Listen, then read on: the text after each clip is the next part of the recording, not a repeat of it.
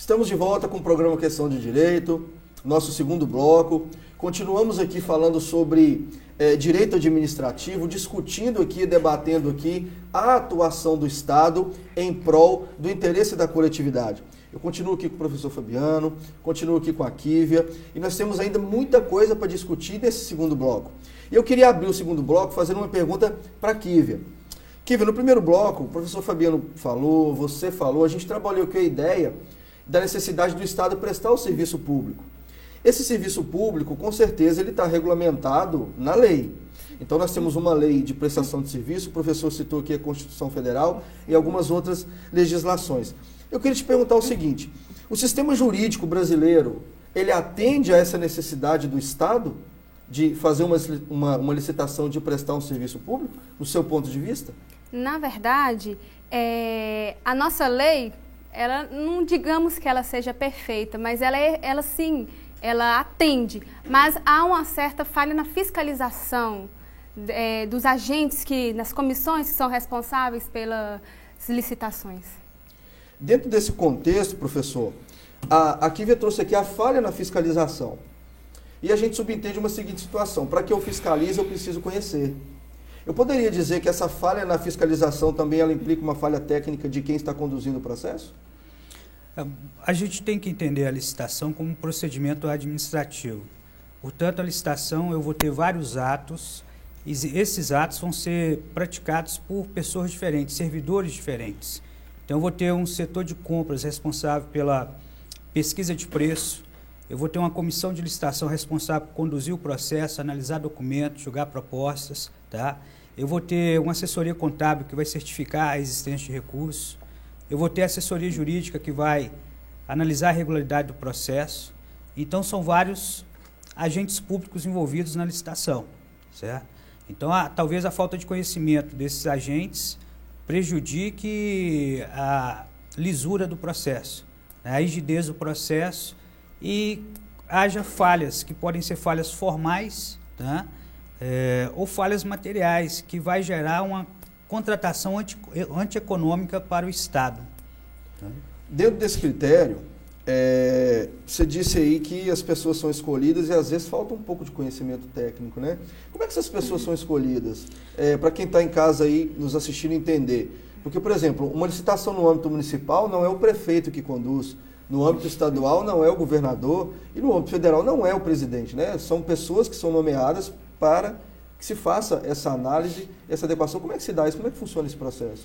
Sim, em um processo licitatório, as pessoas mais importantes, elas compõem, desse processo, compõem a comissão de licitação.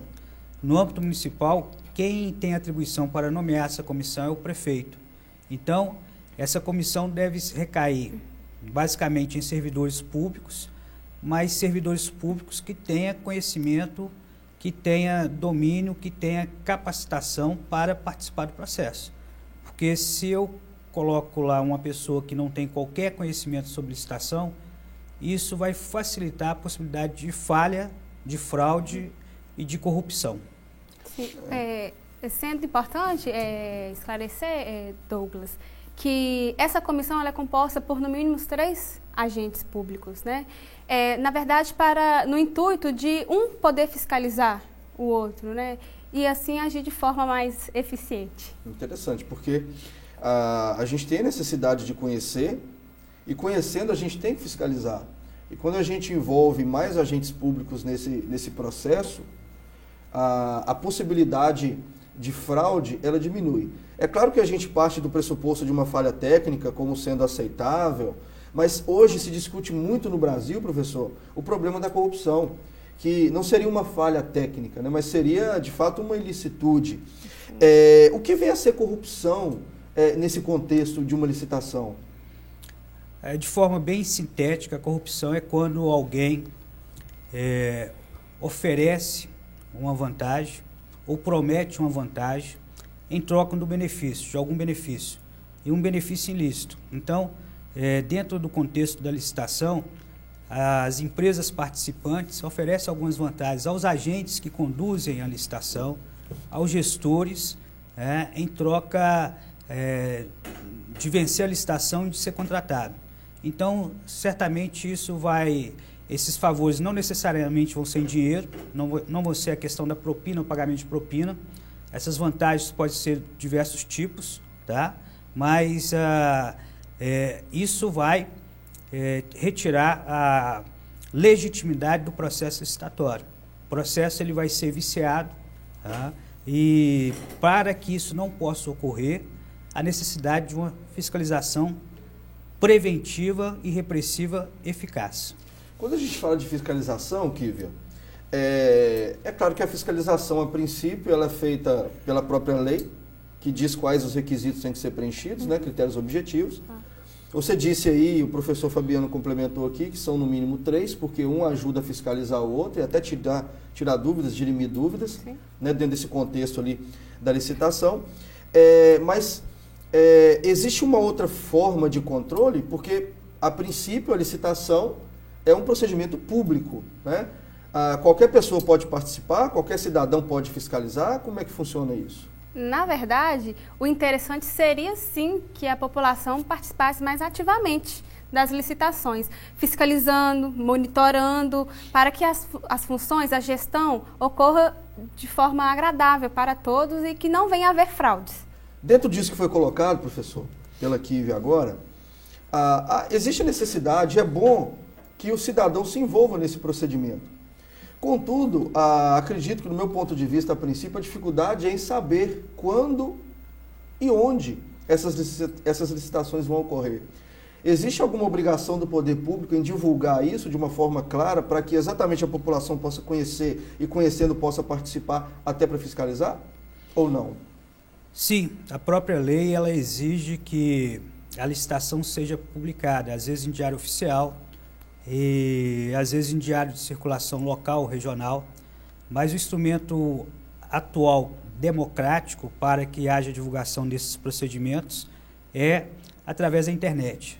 Então, os órgãos e entidades responsáveis por licitações, eles devem, né, publicar esses procedimentos através de sites de diário oficial do município, diário oficial do estado, e a própria população, independente de licitação ou não, ela pode acompanhar as notícias que envolvam município, estado e União, através do portal da transparência. Existe hoje uma lei de transparência pública, né, que vai exigir a divulgação via internet dos atos do poder público, né, como regra. Existem algumas exceções, mas como regra, todas as condutas do estado, do município e da União devem ser divulgadas, até para gerar uma maior transparência e para permitir um maior controle social.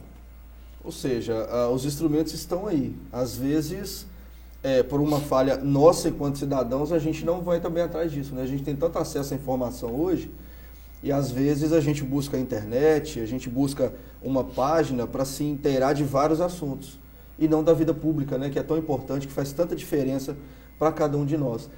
Fazendo mais uma pergunta, dentro disso que está sendo discutido agora, uma irregularidade, uma possibilidade ou não de corrupção dentro de um processo licitatório, que hoje tem assolado tanto o nosso país, é um assunto que está na moda, quais são, ou existem alguns setores em que a corrupção ela é mais frequente? Existem dados que apontam para isso? Por exemplo, no setor de alimentos, no setor da saúde, no setor de publicidade? Eu desconheço o levantamento desses dados em específico, né? Mas existe, por exemplo, conhecimento pelos órgãos de controle, a exemplo do Tribunal de Contas, das principais irregularidades que ocorrem no processo licitatório. Então, isso já é conhecido. Por exemplo, quando se há a contratação de merenda escolar, existe a fiscalização por parte, tanto de qualquer cidadão, como eu falei, que pode ser feita, pelos órgãos de controle que são instituídos para esse fim, a exemplo do Tribunal de Contas e do Ministério Público. Esses órgãos de controle, eles vêm cumprindo o seu papel. Então, o Tribunal de Contas, ele tem lá várias decisões que apontam irregularidades nos processos licitatórios. A questão é que quando o Tribunal de Contas ou o Ministério Público, eles atuam na fiscalização desses processos, essa atuação é posterior, ou seja, às vezes a irregularidade ela já ocorreu. Então, talvez seria uma forma de diminuir as fraudes e corrupções nas contratações públicas seria melhorar a questão de uma fiscalização efetiva, aprimorar os meios de uma fiscalização, na verdade, preventiva, tá? Ou concomitante, ou seja, uma fiscalização durante todo o processo, acompanhando o processo em tempo real a partir da produção dos seus atos. Isso talvez no atual momento ainda inviável, né? Mas assim, você tocou num ponto, exatamente eu ia fazer essa pergunta. Porque quando a gente fala, Kívia, em problema decorrente da licitação, normalmente as autoridades ou quem tem que fiscalizar e regulamentar e punir caso haja uma irregularidade atua depois. Uhum. Não seria realmente o caso de você criar um instituto jurídico, talvez, ou instrumentalizar de uma melhor forma para que esses órgãos de fiscalização pudessem acompanhar o processo preventivamente? Como é que você entende isso, o seu ponto de vista? Na verdade, pela inércia, né, dos poderes legislativo e executivo nesses procedimentos, que a atuação do Poder Judiciário, que ele vem para efetivar todos esses direitos que não são assegurados, né, em todo procedimento, fraudados, digamos assim. Eu posso entender, professor Fabiano, que o Tribunal de Contas, como você citou aí, e o Ministério Público também, que tem que fiscalizar, ele só vai agir se houver uma denúncia? Ou seja, se não houver denúncia, ele não vai atuar? Ele não vai nunca tomar conhecimento de uma irregularidade? Como é que funciona isso? Para melhor explicar essa situação, eu vou citar alguns meios de controle. Então, qualquer cidadão, independente de estar participando ou não do processo licitatório, pode acompanhar o processo, questionando, impugnando o edital, representando ao Ministério Público, representando ao Tribunal de Contas, tá? E esses órgãos de controle, Ministério Público e Tribunal de Contas, independe de uma prévia representação para que eles possam efetivamente fiscalizar. Está dentro das suas funções institucionais. Muito bem. Então a gente está discutindo aqui uma questão que ela é extremamente relevante, porque esses serviços públicos eles não são prestados. Nós temos a lei que garante uma forma correta de se fazer, e nós temos que ter também os agentes públicos fiscalizando, mas o próprio povo também participando desse processo, para que a gente possa realmente atender ao interesse da coletividade. Você também precisa participar, você tem que fazer a sua parte, não é só no dia de votar, mas acompanhar também o portal da transparência que foi colocado aqui, a divulgação dessas licitações, dessas contratações, para que a gente possa, de fato, compreender e perceber que o nosso dinheiro, vamos colocar assim, ele está sendo bem administrado. Nós encerramos aqui o nosso segundo bloco e voltamos já já discutindo mais sobre licitação, sobre formas de controle, esse contexto que tanto nos aflige hoje. Não saia daí, o programa Questão de Direito volta já já.